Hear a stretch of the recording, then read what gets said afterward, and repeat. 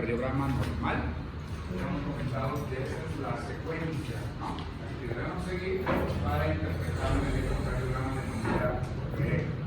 Ya vimos la parte de lo que es la vibración, vimos calibración, ritmo. Hoy vamos a ver frecuencia cardíaca, QRS, ondas y crecimientos ventriculares.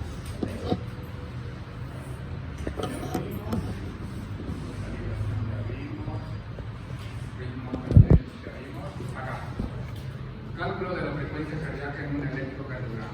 Para esto, debemos ver si estamos frente a un electrocardiograma de ritmo regular o ritmo irregular. ¿A qué hace referencia cuando decimos ritmos regulares? Fíjense acá, el intervalo RR prácticamente es el mismo, ¿verdad? Eso es un ritmo regular. Por ejemplo, los ritmos sinusales, o el ritmo sinusal puede ser ritmo regular, también puede ser ritmo irregular, ¿vale?, siendo sinusal ambos, ¿vale? Entonces, la parte de arriba tenemos ritmos regulares, cuando el intervalo RR es igual, el mismo todos. Y acá en ritmos irregulares, cuando el intervalo RR es variable, fíjense acá el intervalo RR es muy pequeño, acá es muy ancho, ¿verdad? Este es un ritmo irregular. Probablemente sea sinusal, pero tendríamos que determinar con los 6 puntos, pero es un ritmo irregular. ¿Para qué tenemos que hacer la diferencia entre ritmos regulares e irregulares? Porque para hacer cálculo de la frecuencia cardíaca con ritmos regulares es diferente, para ritmos irregulares es totalmente diferente, ¿vale? Por ejemplo, para hacer cálculo de la frecuencia cardíaca con ritmos regulares hay varias fórmulas, ¿no? Uno de ellos te dice, la frecuencia cardíaca es igual a 1500 dividido entre el número de cuadraditos pequeños entre el RR. O la frecuencia cardíaca es igual a 300 dividido entre el número de cuadrados grandes, ¿verdad? O lo que hacemos es seguir el mnemotécnico, que ahorita vamos a explicarlo. 300, 150, 100, 75, 60, 50, 43, 38. Nada más seguir el QRS. Para esto de acá, lo que tenemos que hacer es encontrar un QRS que vaya a caer justo en una línea recta. Por ejemplo, si yo acá tengo un complejo QRS, si mi otro complejo QRS cae en la siguiente línea gruesa, mi frecuencia cardíaca será de 300. Pero si yo tengo acá un complejo QRS y el siguiente complejo QRS está 2 cuadraditos después, la frecuencia cardíaca será de 150, 3 cuadraditos después, 100, 4, 75, 5, 60, 6, 50. Y acá está ejemplificado, miren, QRS, ¿cuánto es la frecuencia cardíaca? 300. 2 cuadraditos grandes entre RR, 150. 3 cuadraditos, 100. 4 cuadraditos, 75, 60, 50. Y así vamos bajando, 43, 38. Para esto, ¿qué tenemos que hacer? Encontrar un complejo QRS que vaya a caer justo en una línea recta. Y luego nada más vamos descontando con este mnemotécnico. 300, 150, 100, 75, 60, 50, 43, 38. ¿Vale? Esto solo sirve para ritmos regulares, cualquiera de los tres. Frecuencia cardíaca es igual a 1500 dividido entre el número de cuadraditos pequeños. Por ejemplo, entre este RR, ¿cuántos cuadraditos pequeños tengo yo? 5. 1500 entre 5, 300. Acá tengo un QRS, acá el otro QRS. ¿Cuántos cuadraditos pequeños hay entre estos dos complejos QRS? 10. Entonces, 1500 entre 10, 150. O te dice esto de acá, 300 dividido entre el número de cuadrados grandes. ¿Cuántos cuadrados grandes acá entre 2R? 2. 300 entre 2, 150. ¿Ah? Acá lo mismo. Entonces, cualquiera de esos tres podemos aplicarlo cuando los ritmos son regulares, es decir, cuando el RR es igual entre todos. ¿Vale? A ver. Salud. Acá, ritmo regular o irregular. ¿Parece más regular o más irregular? Parece más regular, ¿verdad? Entonces buscamos un complejo QRS que vaya a caer justo en una línea gruesa. Mire, acá. Hasta acá sería 300, 150, 175. más o menos la frecuencia cardíaca sería 75 en este electrocardiograma. O hacemos lo contrario. 300 dividido entre el número de cuadrados grandes. ¿Cuántos cuadraditos grandes hay acá? 4. 300 dividido entre 4, 75. O 1500 dividido entre el número de cuadraditos pequeños. ¿Cuántos cuadraditos pequeños hay acá? 20. 1500 entre 20, 75, ¿verdad? Entonces, cuando el ritmo es regular, el cálculo de la frecuencia cardíaca es bastante fácil, ¿vale?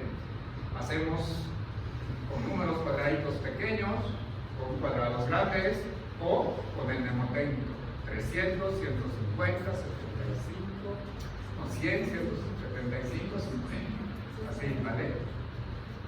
¿Se entiende? Para ritmos regulares es muy fácil. Mira, acá mi RR es igual. Ahora, el detalle está cuando el ritmo es irregular. Pero acá hay una sola fórmula y es muy sencillo. Acá te dice que tienes que contar cuántos complejos QRS hay en 6 segundos. ¿Y cuántos cuadraditos grandes en 6 segundos? 30 cuadraditos grandes. Entonces, ¿qué tengo que hacer? Contar 30 cuadraditos grandes. Entonces, esto de acá ya está contado, son 30 cuadraditos grandes. ¿Cuántos complejos QRS tenemos en estos 30 cuadraditos grandes? 1, 2, 3, 4, 5, 6, 7, 8, 9. 9 multiplicamos por 10. 9 por 10, 90. Eso sería la frecuencia cardíaca. ¿Vale? Entonces, cuando los ritmos son irregulares, contamos el número de QRS en 6 segundos. Y 6 segundos es igual a 30 cuadraditos grandes. Y ahí contamos cuántos complejos QRS tenemos. Y lo multiplicamos por 10. ¿Se entiende? Indistinto. Tú empiezas a contar, por ejemplo, acá, en este electrocardiograma, tú empiezas a contar acá o acá. O sea, tú cuentas más. No tienes que escoger un lugar. Por ejemplo, podrías empezar acá sin problema. Esto de acá, ritmo regular o irregular. Regular o irregular.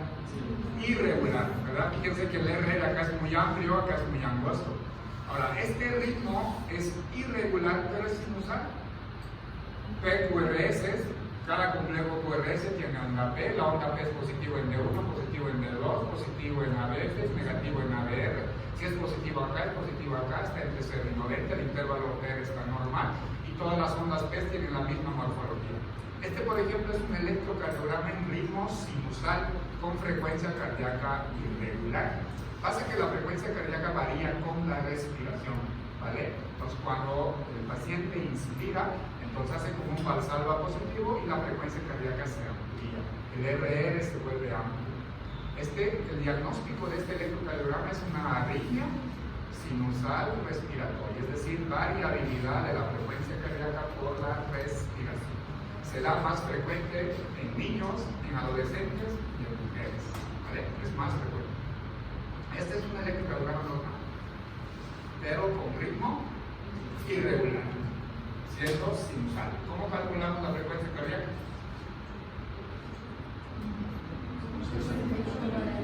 30 cuadraditos o 6 segundos. Mira acá el RR, totalmente irregular, ¿verdad?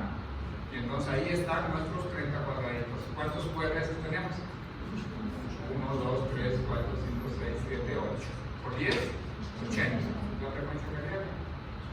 Ahora, muchas veces contar 30 cuadraditos, nosotros en la consulta debemos apresurar la consulta porque te dan 15 minutos por paciente. O sea, súper apurado. Generalmente una pluma equivale a 30 cuadraditos. Todo lo que tienen que hacer es colocar una pluma en el dedo largo, en la parte baja. Y ahí cuentan cuántos complejos QRS tienen. Y esa es la frecuencia cardíaca. ¿Vale? Acá, ¿cómo calculamos la frecuencia cardíaca? ¿El ritmo regular o irregular? Irregular. ¿No? Entonces acá, 30 cuadraditos y contamos la cantidad de complejos QRS que tengamos y lo multiplicamos por 10. ¿Alguien tiene alguna duda con la frecuencia cardíaca? Hablen ahora o callen para siempre. ¿No? Súper. El cálculo de frecuencia cardíaca es muy fácil. Ritmo regular o ritmo irregular. ¿Vale? Y si es regular, ya saben las fórmulas, y si es irregular, ya saben las fórmulas. Ahora, el siguiente punto es cálculo del eje eléctrico del corazón. Y el eje eléctrico del corazón lo determinamos acá, el eje del complejo QRS. Hay tres métodos. Uno es viendo el voltaje del QRS en D1 y en AB, lo que hicimos cuando sacamos el eje de la onda P. Dos, buscamos el complejo QRS más isodifásico y solo buscamos la perpendicular de esa derivación. Y tres, vemos en cuál de las 6 derivaciones de los miembros está el complejo QRS más alto. ¿Cuáles son las derivaciones de los miembros? Alicia. De 1, de 2, de 3, ABF. Excelente, son las 6 derivaciones, ¿vale? Cuando decimos busque en cuál de las derivaciones el complejo QRS tiene mayor voltaje, buscamos en los 6, ¿vale? Ahora, cuando decimos isodifásico, ¿cuál es la perpendicular de D2? Acá lo tienes.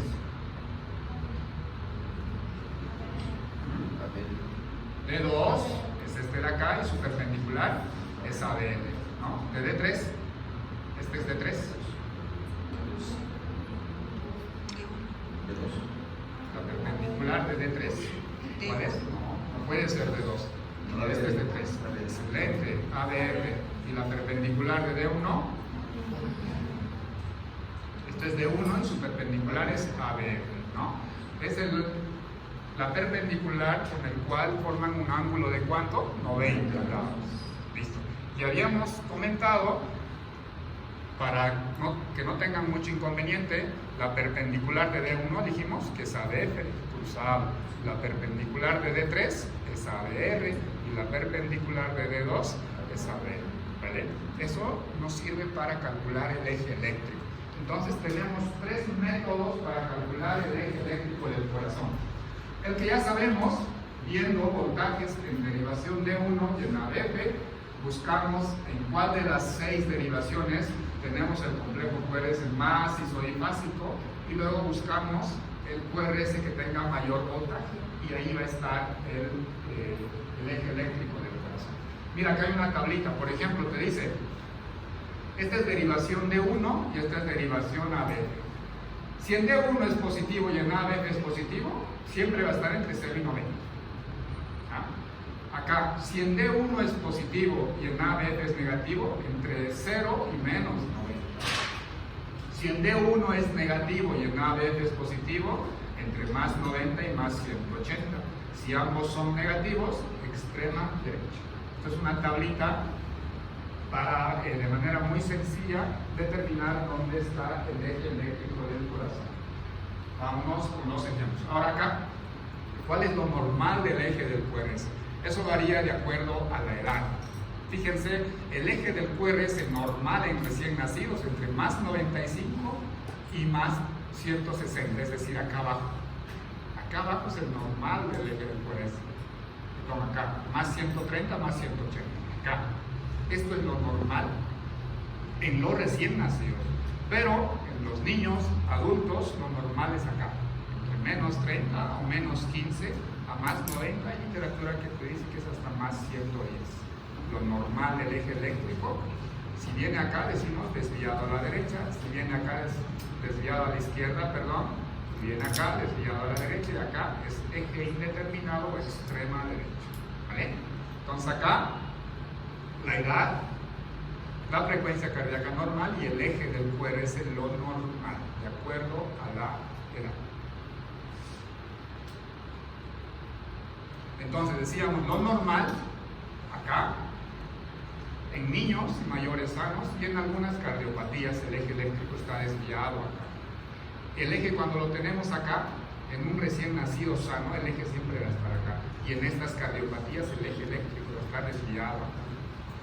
Acá siempre es patológico, ojo, cuando el eje eléctrico me sale en extrema derecha, el electro puede estar mal tomado, puede tener alguno de estas cardiopatías, heterotaxias, ventrículos únicos, etcétera, etcétera. Esto siempre es patológico, ¿vale? Muy patológico. Ahora, lo que vamos a hacer es calcular el eje eléctrico con los tres métodos que hemos mencionado. ¿Cuál es el primer método? Hacemos el sistema exaxial, ¿verdad? Entonces, ¿cómo está mi complejo QRS en T1? Es más positivo. En ABP, positivo. Entonces, si yo hago mi sistema exaxial, ¿dónde va a estar el eje eléctrico? Entre 0 y 90. Ese es un método. El otro método, ¿cuál es el complejo QRS más isodifásico de las 6 derivaciones de las extremidades? ¿Cuál? ABR. ABR. ¿Crees? ¿No crees que D3 es más isodifásico? Más isodifásico significa que restamos lo positivo de lo negativo. Mira, acá tiene positivo, acá tiene negativo. Si yo resto, ¿cuánto me da? Negativo más o menos, ¿cuánto? 1 menos 2. En cambio, acá tengo más 4 más 5. ¿Cuál es el más isodifásico? D3.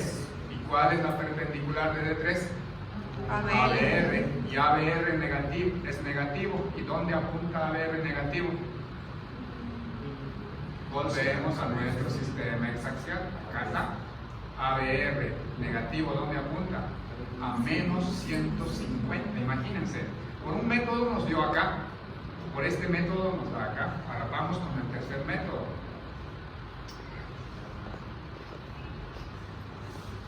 ¿Cuál es el tercer método? Donde el complejo QRS tiene mayor voltaje de las 6 derivaciones, solo acá. D1, ¿y D1 es positivo o negativo? Positivo, listo, el eje apunta ahí. Positivo de 1 apunta a 0 grados, ¿verdad? Entonces, en este electrocardiograma yo tengo uno que me da en 0 grados, el otro lo sacamos acá, entre 0 y 90, y el otro acá. Entonces sumamos dos. Uno me dio acá y el otro me dio por acá. Entonces el eje está acá, ¿no? Por eso tenemos tres métodos para calcular el eje eléctrico, porque algunos siempre van a salir discordantes, ¿vale? Por un método me dio acá totalmente patológico, pero por otros dos métodos me da acá. Uno me da en 0 y el otro entre 0 y 90, más o menos en 45. Puedo sacar una media, este me dio en 45, este 0, mi eje eléctrico estaría más o menos en más 20 o en más 25 grados, ¿vale? De este electrocardiograma. Vamos acá.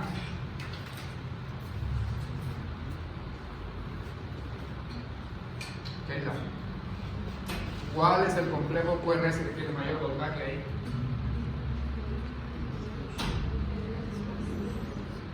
¿D3 o D2? D3. Acá tengo 15 y acá. Pues vamos, ¿no? Listo, vamos a colocar. ¿Cuál quieres? ¿Te gusta más, 2 o 3? 2. Vaya, no se conforma con 2. Bueno, entonces dice 2.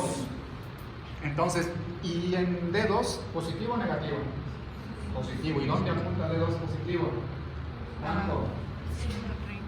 0 grados. ¿Pero cuánto apuntas? 60. A más 60. ¿Vale? Entonces, por este método, el eje me sale a más 60. ¿Cuál es el más isodifásico?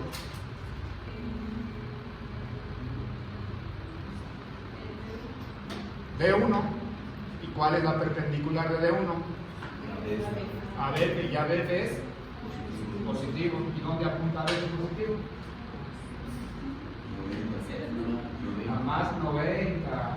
Más 90. Entonces, por este método me sale a más 90. ¿Y por el otro método cuánto nos dio? 60. Entonces estaría entre 0 y 60. Y vamos a sacarlo por el otro método. ¿En D1 es más positivo o negativo? Positivo. Y en ABF, positivo, entre 0 y 90. Acá, por los tres métodos, nos sale entre 0 y 90. Y es normal. A ver, vamos con este otro electrocardiograma. Vamos, Ángela. ¿Cuál es el complejo QRS que tiene mayor voltaje?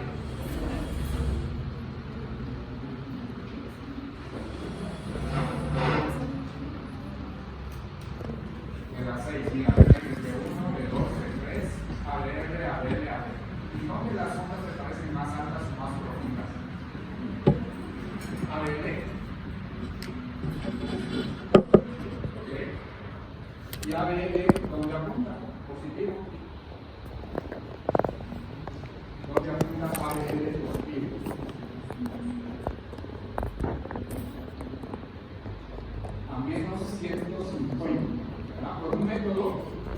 Esto de acá, si tú dices que tiene mayor voltaje, es ABL. Que ABL es positivo y ABL positivo apunta a más 150. Por un método tienes el más 150.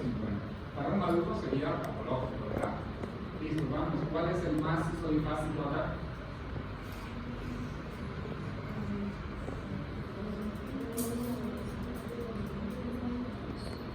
Isodifásico, donde las ondas entre positivo y negativo son iguales.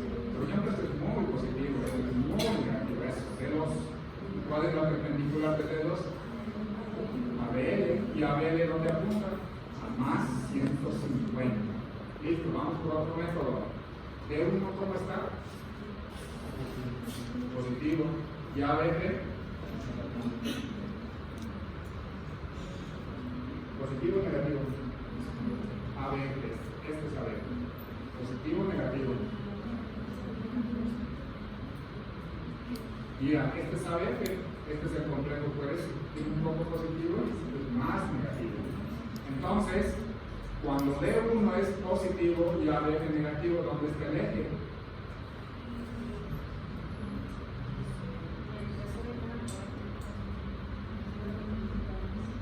¿Dónde, Alicia?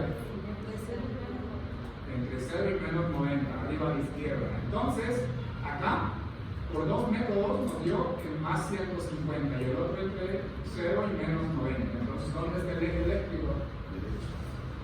Derecha, entre más 150. Por dos métodos nos sale entre más 150. Para eso aprendemos a calcular por varios métodos. Creo que esa parte a algunos les queda duda. A ver. Esto de acá es D1 y esto es D1, acá es positivo, acá es negativo, AB que acá es negativo y acá es positivo. El D1 es muy positivo, 5, 10, 15, 18 más o menos, ¿no? 5, 10, 15, 20, más o menos hasta acá. Luego me voy a ABP, ABP es negativo, más o menos 7, 8 menos 3, más o menos más 5, pero es negativo. Acá es positivo o negativo. Entonces me voy acá más o menos 5, solo como ratitas. Y voy a unir este punto con este punto. El eje me sale más o menos en menos 40, ¿no? Más o menos, nos dijo Alicia, menos 40. Entonces, por este método me sale menos 40, pero por los otros métodos, este es el más isodifásico. ¿Cuál es la perpendicular de D2? ABL. Y ABL positivo apunta a más 150. Y el otro método, donde vemos las ondas más altas, en ABL. Y ABL positivo en más 150. ¿Sí? El eje está en más 150. Para un adulto, ¿esto es normal o patológico? Patológico. Eje desviado a la derecha. ¿Qué significa? Que el ventrículo derecho por algún motivo está más hipertrófico, está haciendo más fuerza, está sobrecargado de volumen, etcétera, etcétera. Isodifásico no es más pequeño.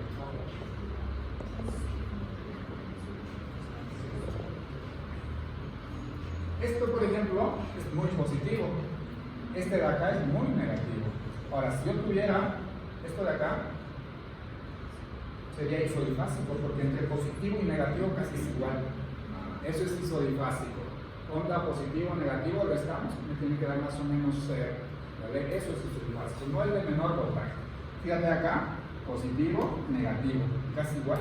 Por eso dijimos que eso es el más isodifásico. ¿Vale? Si el isodifásico estuviera en D3 y su perpendicular es ABL, entonces es el cálculo. Otra vez, más fuerte. Si isodifásico fuera D3 y su perpendicular es ABL, ahí tenemos que calcular. Eso. Mira, si, por ejemplo, si este fuera el más isodifásico, su perpendicular es ABR y ABR es negativo, ahí estaría el eje. Y ABR negativo apunta acá. ¿Vale?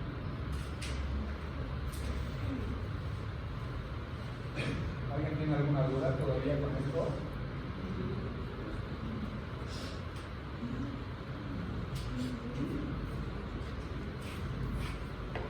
A ver si tengo que leer más. No, ya no.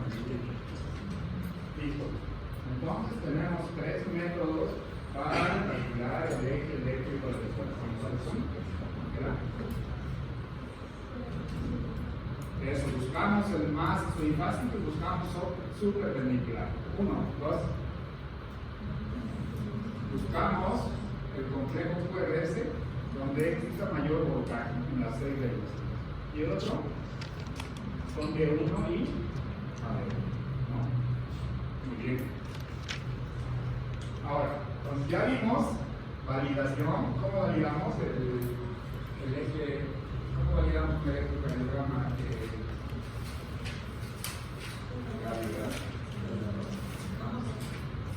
¿Cómo validamos un electrocardiograma? Eso, ley de voltaje 2. ¿Alguien se me dijo? ¿Tú verás?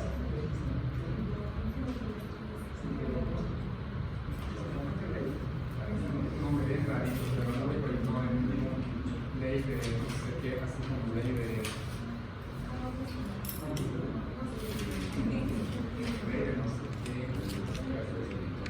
¿Cuál es la otra ley? Beethoven y ley de Beethoven. ¿Qué dice la ley de Beethoven? Eso, ¿qué dice Kirchhoff?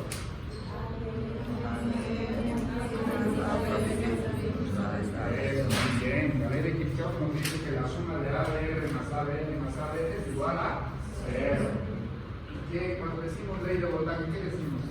¿Qué estamos tratando de decir? ¿En qué derivaciones tenemos eso? De 1, de 2 y de 3. Solo en las bipolares. ¿Qué tenemos que buscar ahí? Eso, potencial 0, ¿no? Que no exista voltaje en una de las 3 derivaciones. De 1, de 2 o de 3. Buscamos potencial 0. Muy bien. ¿Y cómo vemos la calibración en un electrocardiograma? El tiempo y el voltaje. Ahí, ¿dónde ves la calibración? A ver, acá es un puntero. Acá, toma. Con esto. Señálame ahí en el electrocardiograma. ¿Dónde veo la calibración? ¿Dónde está la calibración? No, pero señala en el electrocardiograma. Luego te voy a decir si está normal o está al doble. Calibración estándar. ¿Dónde ves la calibración ahí? Calibración. ¿Dónde ves la calibración ahí? Eso. Excelente. Eso es la calibración. Ahora, ¿qué significa eso? Ahora puedes ver tus apuntes. Muy bien. Esto es la calibración. Ahora, ¿qué significa esto? Revisa tus apuntes. La calibración. Calibración estándar, ¿no? 10 cuadraditos hacia arriba y 5 en sentido de horizontal, ¿verdad? Calibración estándar. Significa que el papel está corriendo a una velocidad de 25 milímetros por segundo y que cada milímetro hacia arriba es 0.1 milivoltio. ¿Qué 10 hacen? 1 milivoltio. ¿Vale? Eso es calibración estándar. Puede haber al doble de la calibración, a mitad de la calibración y un cuarto de la calibración. Puede estar esto en calibración estándar y esto a media de la calibración. Estándar o un cuarto, mitad y un cuarto, ¿verdad? Entonces nada más ver esta imagen de acá.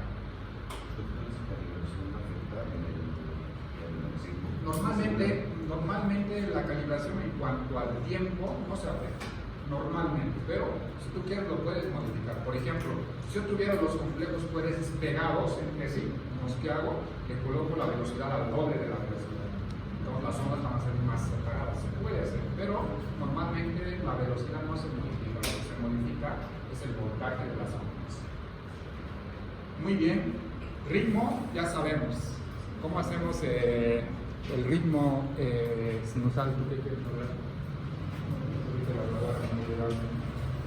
¿Qué criterios utilizas para ritmo sinusal?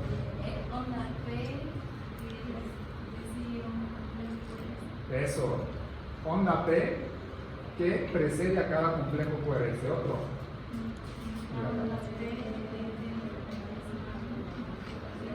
Eso, onda P de misma morfología en una misma derivación. Es decir, que una onda P sea igual en B6, sea lo mismo en ABL, en ABR. Otro. Eso, el intervalo PR tiene que ser regular, es decir, que mira acá lo mismo, acá igual y acá igual. ¿Y tiene que ser normal para la edad. Otro. Eso, onda P positivo en D1, positivo en D2, positivo en ABF y negativo en ABR. ¿Una más?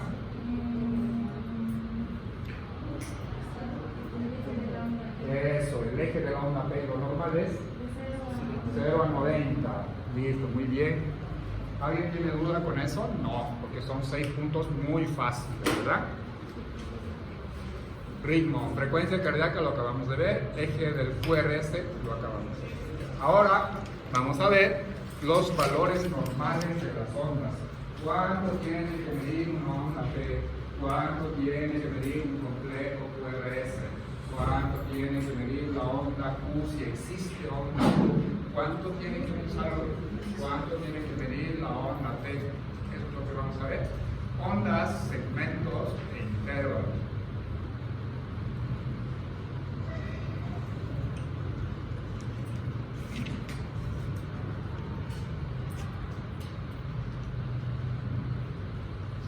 Entonces, vamos a empezar con la onda P. ¿Qué representa la onda P, decíamos? Despolarización auricular, ¿verdad? Fíjense que la onda P, ¿cuánto es la duración normal? La duración normal siempre es la regla de los 2.5 por 2.5. Es decir, que la onda P debe estar en sentido de voltaje hacia arriba, máximo 2.5 milímetros, y en sentido de tiempo igual máximo 2.5 milímetros. Es decir, no debe durar más de 2 milímetros hacia arriba y tampoco más de 2.5 milímetros en sentido de tiempo. La regla de los 2.5. Ya si ustedes ven una onda P muy alta como esta, por ejemplo, si mide más de 2.5, de 0.25 milivoltios sería, ¿verdad? Entonces ya es patológico. Ahora, si en tiempo mide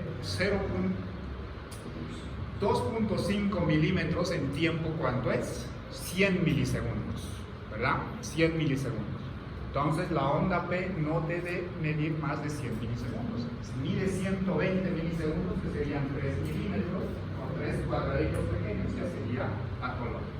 Recordar que la onda P, que es esta de acá, la primera parte es el atrio derecho y la segunda parte el atrio izquierdo. Podemos tener ondas T altas y picudas como esta de acá. Entonces acá, ¿qué aurícula está crecida? La aurícula derecha, porque la aurícula izquierda es esta porción. Podemos tener una onda P como esta, bifásica, ¿no? Representa crecimiento auricular izquierdo. Entonces, lo normal de la onda P, la regla de los 2.5 milímetros. No puede medir más de 0.25 milivoltios y tampoco puede ser en tiempo mayor a 100 milisegundos. La regla de los 2.5. Lo demás ya lo sabemos, tiene que ser positiva en D1, D2 y ABF, y tiene que ser negativa en ABR. Eso es lo normal. Mira, acá tenemos lo normal.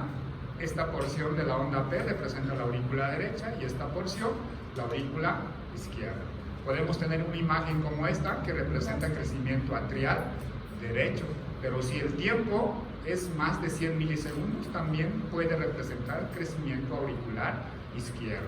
Podemos tener una onda P alta como esta, o pulmonale, donde representa crecimiento auricular derecho. Y acá tenemos una onda P ancha o onda P mitral, como una M mitral, que representa insuficiencia mitral, y una insuficiencia mitral me da crecimiento de la aurícula izquierda. Esta onda P, por ejemplo, esta es la aurícula derecha que se ve normal, pero luego tengo una aurícula izquierda muy grande, ¿no?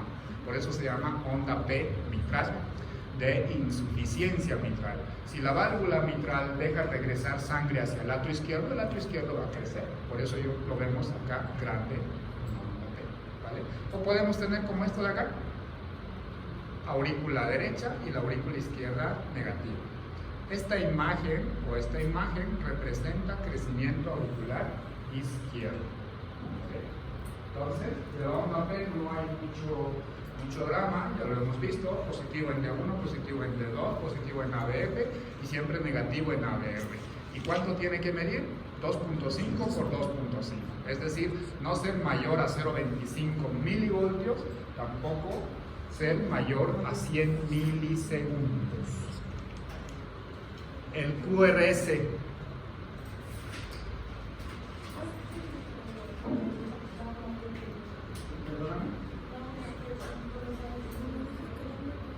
La onda P puntiaguda, crecimiento auricular derecho.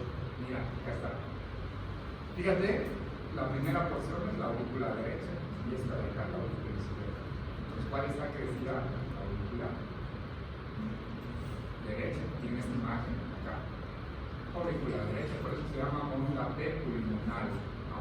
Por insuficiencia pulmonar y de manera retrógrada, la aurícula derecha es la que crece. En cuanto al complejo,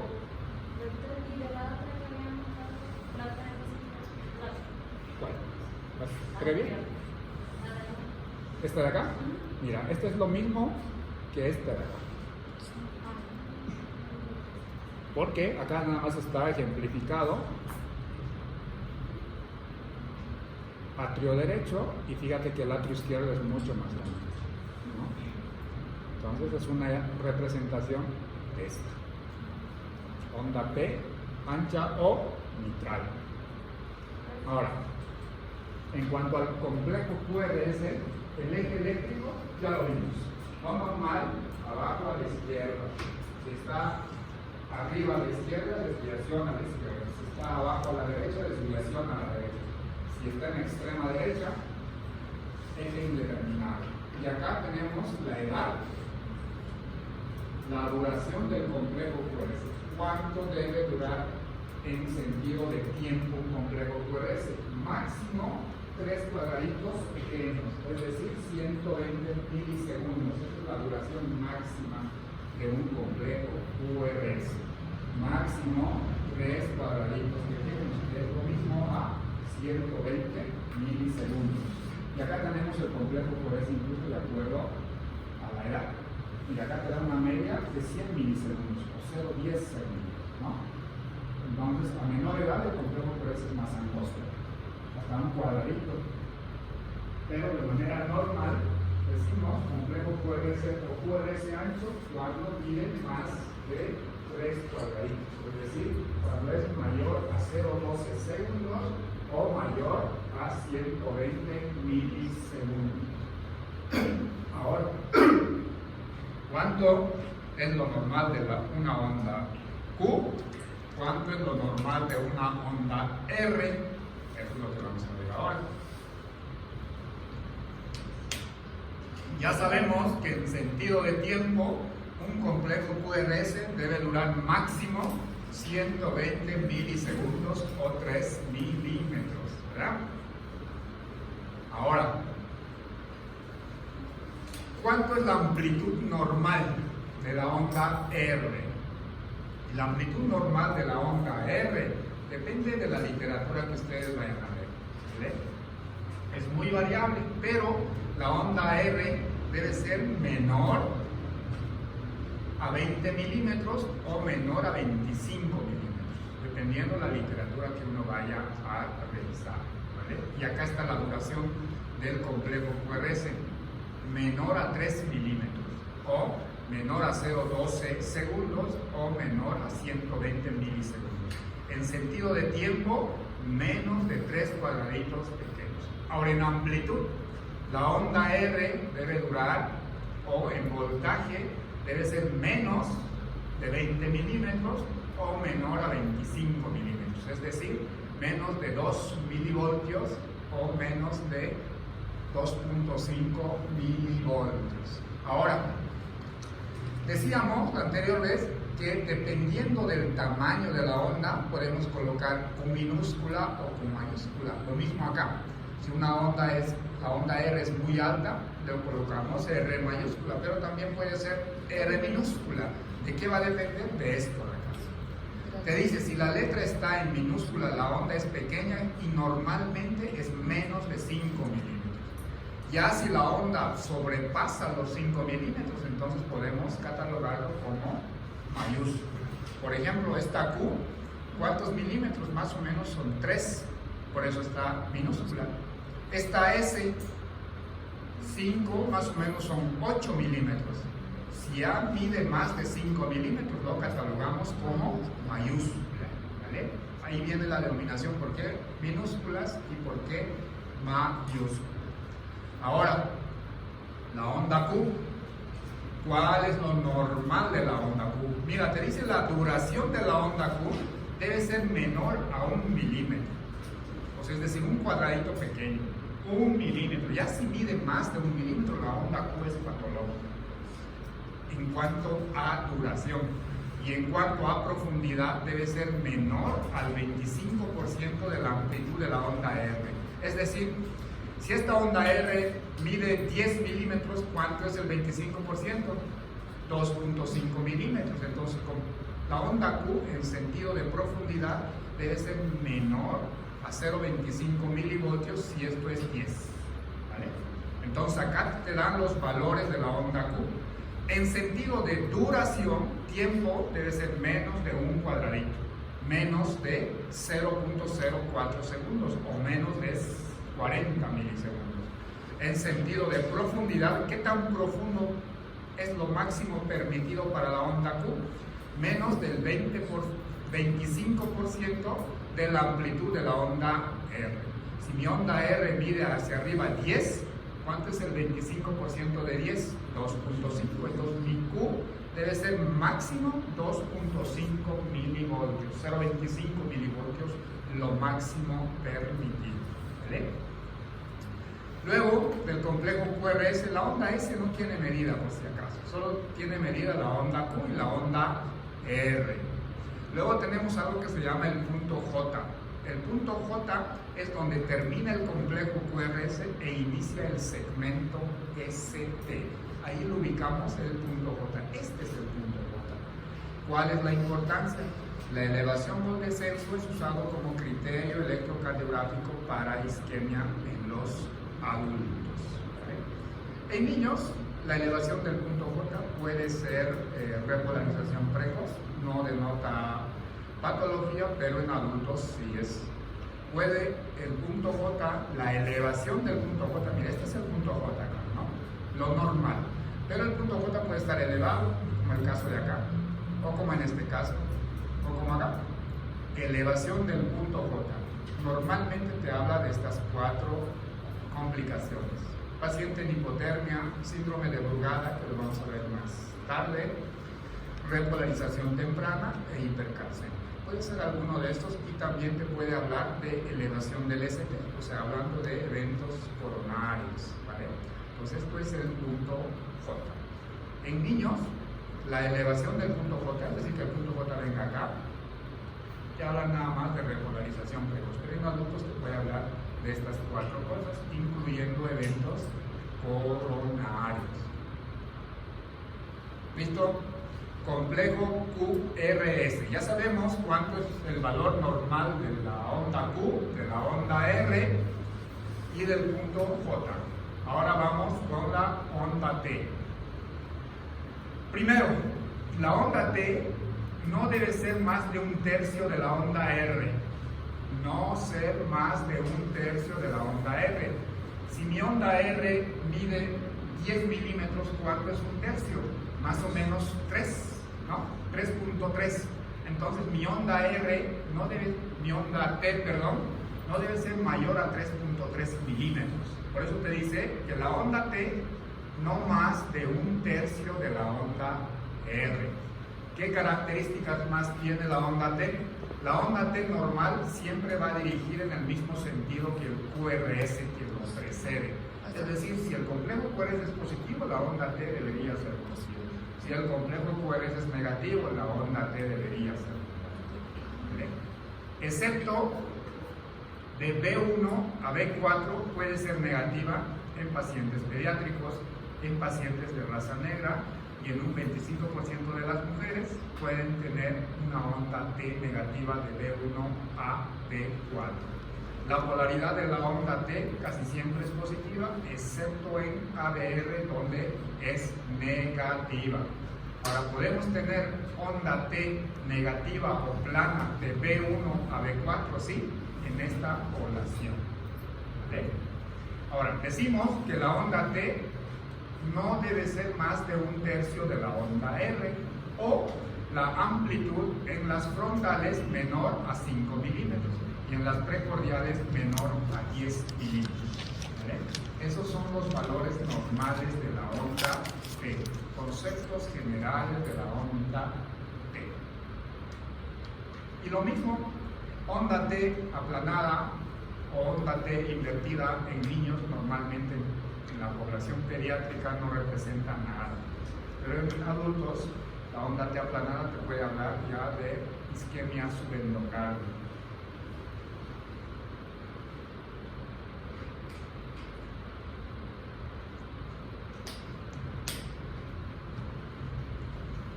Son muchos datos, lo que tienen que recordar es esto de acá. Onda T no más de 1/3 de la onda R. Si mi onda R mide 30 milímetros, ¿cuánto es lo máximo que tiene que medir mi onda T? 10 máximo. Si mide 11 ya es patológica, ¿verdad?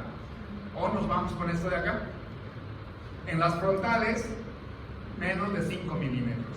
Y en las precordiales, menos de 10 milímetros. Es decir, que la onda T siempre es más alta en las precordiales. Por eso hasta 10 milímetros es normal. ¿Y la duración? ¿Cuánto tiene que durar?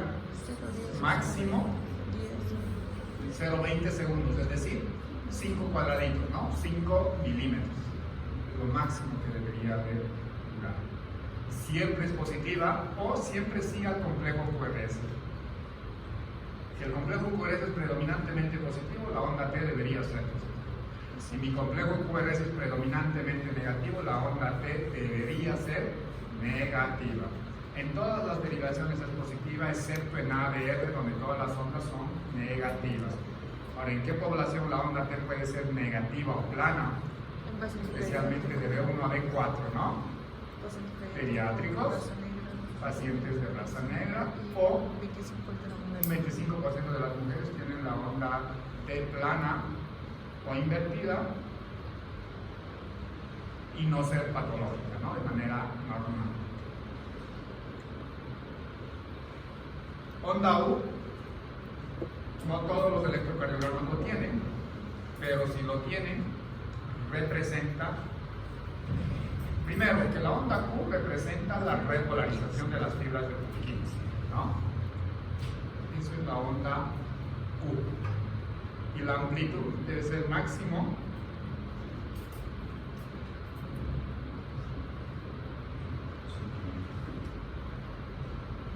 eso, la amplitud menor a 5 milímetros. Y casi siempre sigue a la onda T. Mira, acá tenemos onda P, QRS, onda T, y luego tenemos una pequeña deflexión positiva, que es la onda U.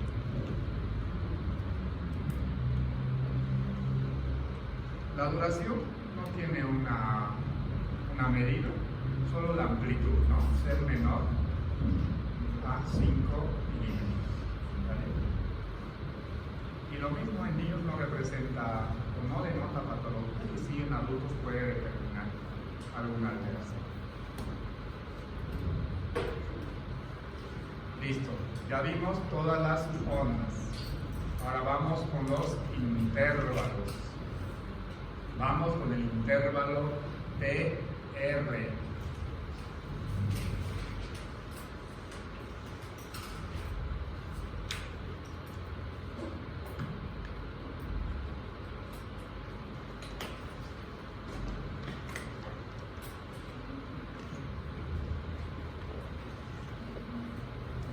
¿De dónde a dónde medimos el intervalo TR?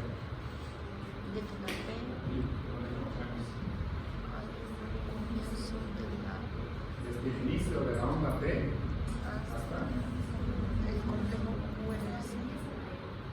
hasta donde empieza el complejo QRS. Muy bien, mira, ya está determinado, ¿no? Desde donde empieza la onda P hasta donde empieza el complejo QRS. ¿Cuáles son los valores normales? Ahí están. 0,12 a 0,20 segundos. ¿Y eso cuántos centímetros? 5 cuadraditos pequeños o 5 milímetros. O sea, el intervalo PR no puede ser ni muy corto, tampoco puede ser muy largo. Mira, acá está. Si es corto, significa esto. Y si es largo, ¿qué representa el intervalo PR?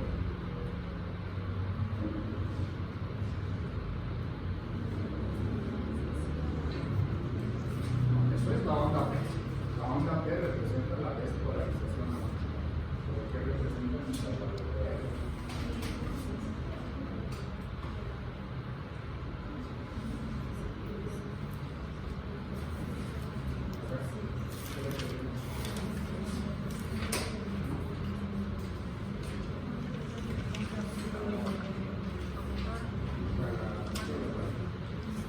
Todos lo sabes. ¿Qué representa el intervalo PR?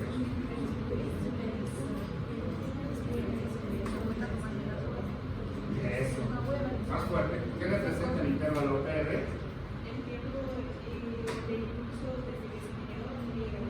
Eso. El intervalo PR representa el tiempo que transcurre desde que se generó en el nodo sinusal hasta que llegó a los ventrículos. Eso es el intervalo PR. El intervalo PR representa el tiempo que transcurre desde el momento que se genera el impulso hasta que llega a los ventrículos. ¿Vale? Entonces, un intervalo PR no puede ser muy corto, tampoco puede ser muy prolongado. Ahí decíamos que el nodo AB cumple una función bien importante, ¿no? ¿Cuál es? ¿Cuál es la función del nodo AB? Nodo atrioventricular. Pero más fuerte. No, otro. Pues así transmite, pues, pero algo bien importante. ¿Cuál es la función vital del nodo atrioventricular? Así como decimos que el nodo sinusal es el marcapasos del corazón, genera el impulso eléctrico. ¿Cuál es la función del nodo AB?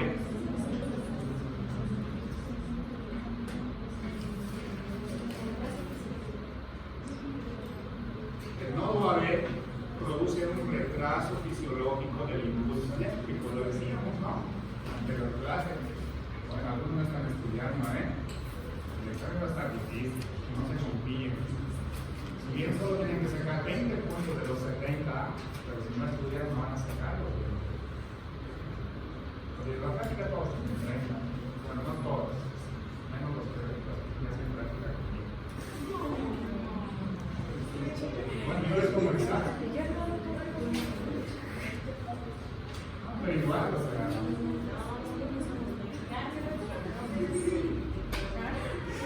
Pero bueno, o sea, en la práctica, la gran mayoría de 30, es decir, que solo tienen que sacar 20 sobre 70. Pero si no estudian, no van a sacar 20, no van a sacar 20 si no estudian. Hemos repetido hasta el cansancio, ¿qué significa? O sea, ¿cuál es la función principal del nodo? No pueden no saber. ¿Algunos están estudiando? Entonces, el intervalo PR representa el tiempo que transcurre desde que se genera el impulso en el nodo sinusal hasta que llega a los ventrículos. No puede ser muy rápido, ¿por qué? Porque si llega muy rápido, atrios y ventrículos estarían en sístole al mismo tiempo y eso no puede ser, ¿no? Entonces, pero tampoco puede ser muy largo.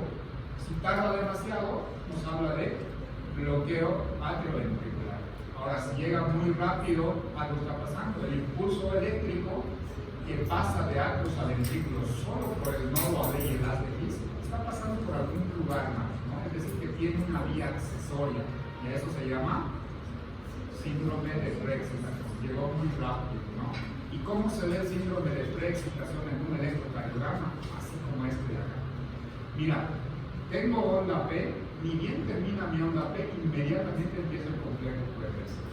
Diferente a un electro normal, tengo onda P, tengo segmento acá, segmento PR o PQ, luego recién empieza el complejo QRS. Esto es lo normal, siempre tiene que haber un pequeño segmento, aunque muy corto, tiene que haber segmento, lo normal. Y acá, cuando hay preexcitación, tengo onda P, termina la onda P, inmediatamente empieza el complejo QRS. Acá, si se fijan, desde donde empieza la onda del complejo QRS, de acá a acá es como un agrupamiento, ¿sí lo ven? Eso es la famosa onda delta. Eso se llama onda delta, eso representa vías. Es decir, que hay un cable eléctrico acá extra, que está permitiendo el paso del impulso eléctrico de atrios al ventrículo sin pasar por el nodo atrioventricular. Entonces, acá por ejemplo, ¿cuánto mide el intervalo PR? 2 milímetros. ¿El tiempo cuánto es? 80 milisegundos. Y lo normal es de 120 a 200. Entonces es muy corto, es un intervalo PR corto. Y eso nos habla de síndrome de preexcitación. ¿Y qué es un síndrome de preexcitación? Una vía accesoria, acá o acá. ¿Y qué es eso? Wolff-Parkinson-White, ¿verdad? Y acá, ¿cuánto mide el intervalo PR, Alicia?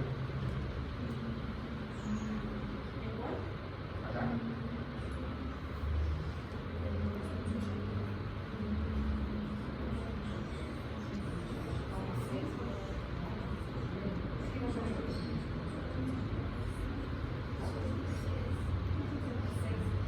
Cuadraditos. ¿Y eso en tiempo cuánto es? 6 por 4, 24. 0,24 segundos o 240 milisegundos. Y lo normal es hasta 200. Entonces tiene un intervalo PR prolongado. Y eso es bloqueo atrioventricular. Luego vamos a ver bloqueos atrioventriculares de 30 grados, 1 grado, -1, -2, o ver lo que ya vamos a ver.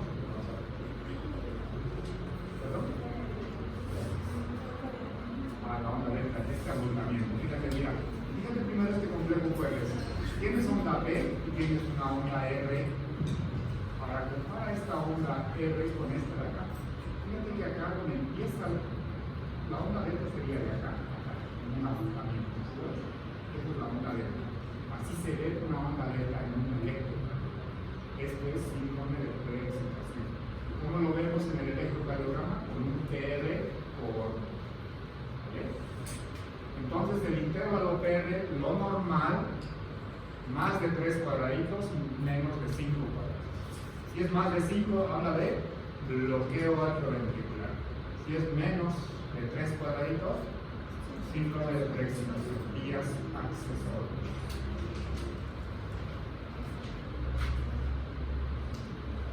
Ahora el intervalo PR igual varía de acuerdo a la edad. Fíjense acá. En niños, por ejemplo, en recién nacidos, es más corto, de 2 cuadraditos a 3 cuadraditos. Más de 3 cuadraditos se puede considerar bloqueo en recién nacidos. El intervalo PR varía de acuerdo a la edad. Pero, para la población pediátrica y para adultos, este de acá, de 0,12 a 0,20, o de 120 a 200 milisegundos es lo normal. Y ahora el intervalo PR también puede variar de acuerdo a la edad y a la persona. Y lo único que nosotros tomamos en cuenta es esto de acá. Para el examen, 120 a 200 milisegundos. No se compliquen con esto. ¿Vale?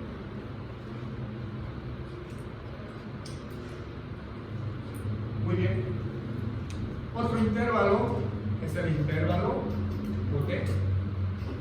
¿Qué representa el intervalo QT? El tiempo total de la despolarización y repolarización ventricular. ¿Dónde está ahí la despolarización ventricular? Eso. Complejo QRS es despolarización ventricular. Repolarización ventricular. Entonces ambos representan la despolarización y la repolarización ventricular. Ahora, el intervalo QT no solo hay que medirlo, debemos de calcularlo. Porque el QT varía en función a la edad, a la frecuencia cardíaca y al sexo. ¿Vale? Ahora, esto es la fórmula estandarizada. Hay varias maneras de calcular el intervalo QT, pero el más estandarizado es la C. ¿Qué nos dice la C? La C te dice que el QT corregido, así se hablaría QT corregido por si acaso, es igual al QT medido, pero en segundos. dividido sobre la raíz cuadrada del intervalo RR en segundo.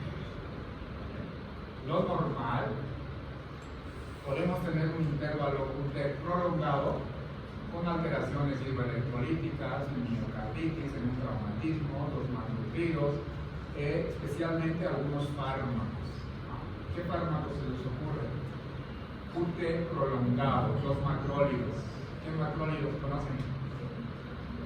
Eritromicina, claritromicina, acitromicina. Son los que más prolongan el QT. ¿Qué más? Antieméticos. ¿Qué antieméticos conocen? Especialmente la metoclopramida, la domperidona, la cisaprida prolongan el QT. Los anticonvulsivantes, los barbitúricos. ¿Qué barbitúricos conocen? Ahí llegaron. Los anticonvulsivantes prolongan el intervalo QT. Los antibióticos, los beta-lactámicos. ¿Qué beta-lactámicos conocen? Eso, la amoxicilina, las penicilinas, las cefalosporinas son beta-lactámicos. Prolongan el QT. Y así hay un montón de medicamentos que prolongan el QT. ¿Vale? Entonces, cuando ustedes tengan un QT prolongado, primero pregunten que tenga alguna alteración hidroelectrolítica y segundo, ¿qué fármacos está utilizando? Generalmente el QT prolongado es uso de fármacos. Ahora también hay un QT corto, también en alteraciones hidroelectrolíticas. El QT corto habitualmente no representa mucha patología.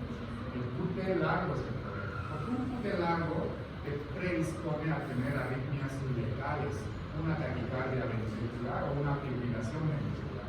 Por eso calculamos el QT.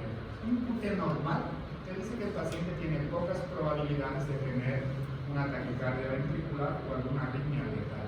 En cambio, un QT largo es un paciente con alta predisposición a tener una arritmia letal en cualquier momento. Entonces, para eso calculamos el QT, para ver si el paciente tiene alta probabilidad de tener alguna arritmia o no. Lo mismo que tiene una razón de por qué calculamos el intervalo R. ¿Por qué calculamos el intervalo R?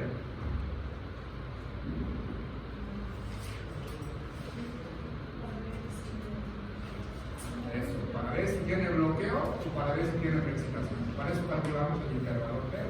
Ahora, si les pregunta para qué calculan el QT, para ver si el paciente no tiene predisposición a tener arritmias letales.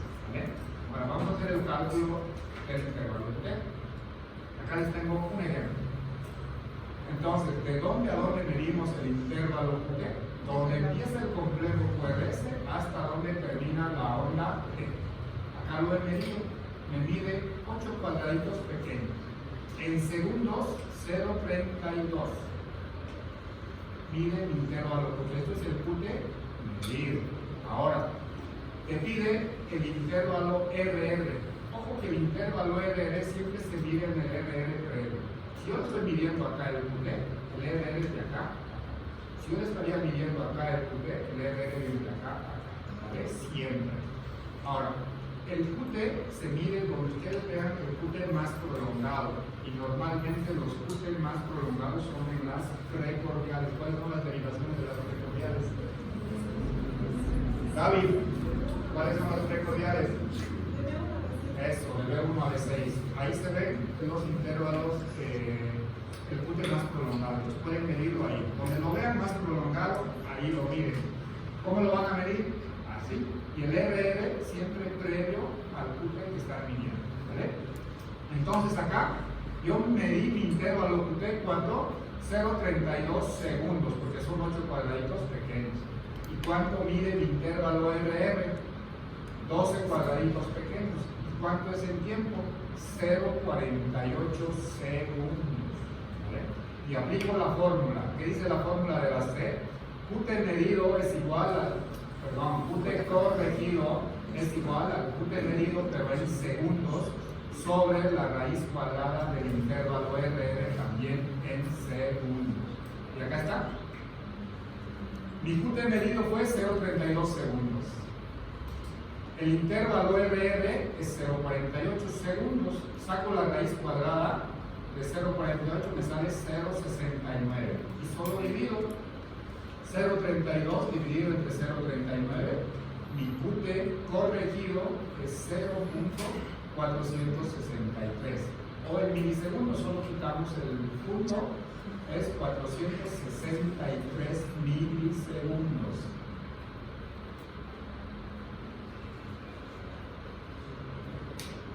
¿Alguna duda con el intervalo QT? Todo. El intervalo QT debemos de medirlo y corregirlo con base.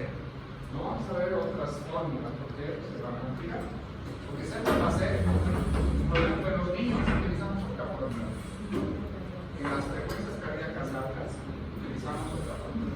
Pero el que ustedes necesitan aprender es base. Entonces, ¿para qué medimos el intervalo QT? ¿Vale?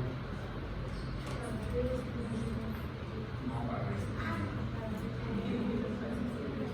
para ver si tiene altas probabilidades de tener arritmias, ¿no? Porque si el QT está normal, pues es como cualquier paciente, pocas probabilidades de tener alguna arritmia, pero si el QT está prolongado, ese paciente tiene altas probabilidades de tener una arritmia letal en cualquier momento, ¿vale? Ahora, hay una manera muy sencilla, como siempre simplificamos sus vidas, hay una manera muy sencilla para ver si es QT largo o QT normal. Entonces, miren, ustedes tienen que buscar así rápidamente en la consulta, miren un RR. RR sería de acá, ¿verdad? Lo que hacen es trazar una línea media entre el RR. Si mi onda T termina del lado del complejo QRS, es QT normal. Si mi onda T terminaría de este lado, es QT largo y debemos de corregirlo, ¿vale? Como este de acá. Mira, entonces acá yo trazo mi línea media, miren acá, este es el RR que yo estoy tomando. Trazo la línea media entre los dos RR y fíjate la onda T termina de este lado. Entonces esto es QT largo, esto tengo que corregirlo. Pero si tengo como el previo, como este de acá, es QT normal, ni siquiera lo voy a corregir, ¿vale? ¿Entiende? ¿Sí? Listo, vamos con crecimiento de cavidades para terminar. Ya estamos terminando el electrocardiograma normal. Imagínense lo patológico. Los que no están entendiendo el electrocardiograma normal, van a saber no van a entender nada de arritmias, de verdad. Por eso preguntamos, ¿están entendiendo? Sí. Porque si no están entendiendo el electro normal, el electro patológico va a ser como encima, ¿verdad? Ahora, una cosa es hablar de hipertrofia ventricular, otra muy diferente de predominio ventricular.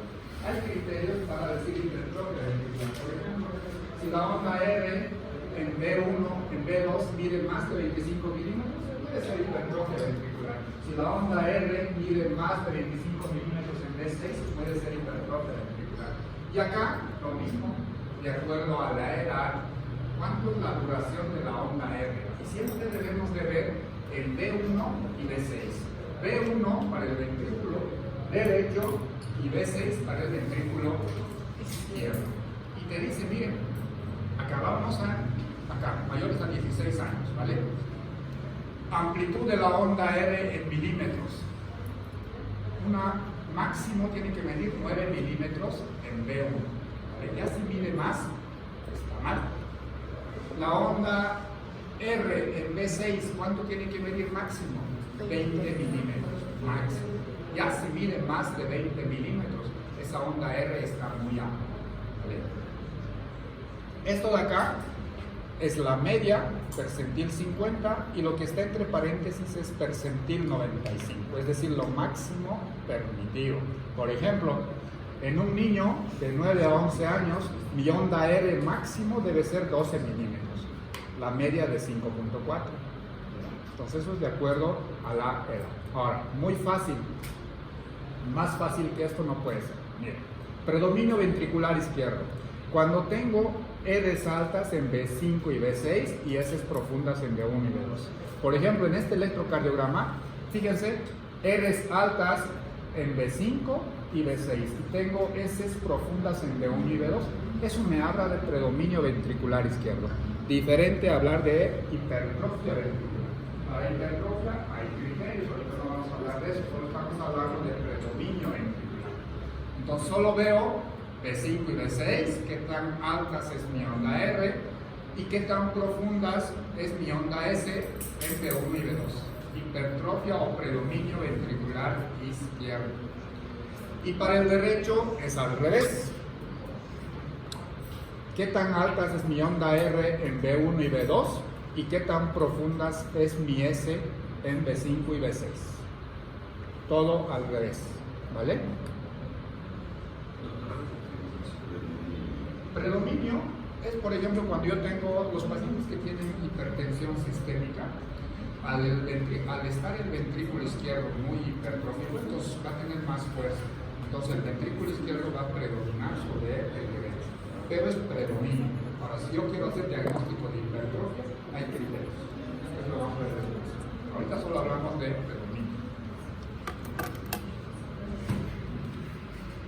Ahora, ¿ya estamos sobre hora o...? Esta parte vamos a ver, la parte final del electro normal la vamos a ver en la siguiente clase. Son nada más reglas que tiene que tener un electrocardiograma para considerarse normal. Y es todo lo que ya vimos, es un resumen de todo lo que ya vimos. ¿Va? Nos vemos en la siguiente clase.